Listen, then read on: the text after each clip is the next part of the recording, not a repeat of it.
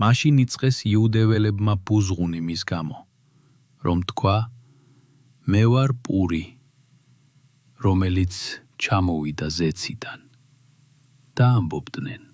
ნუ თუ ეს არ არის იესო, იოსების ძე, რომლის მამას და დედას ვიცნობთ. როგორ ამბობს ახლა, რომ ზეციდან ჩამოვედი? მიუგომათ იესომ და უთხრა. ნუ ღარ ბუზღუნებთ ერთმანეთში. ვერავინ მოვა ჩემთან, თუ მამა, ვინც მომავლინა, არ მოიზიდავს მას. და მე აღვადგენ მას უკანასკნელ დღეს. წერილშია ნათქვამი. ყველანი იქნებიან ღმერთისგან სწავლულნი. ამიტომ ყველა, ვინც მოისმენს მამისგან და ისწავლის, მოდის ჩემთან.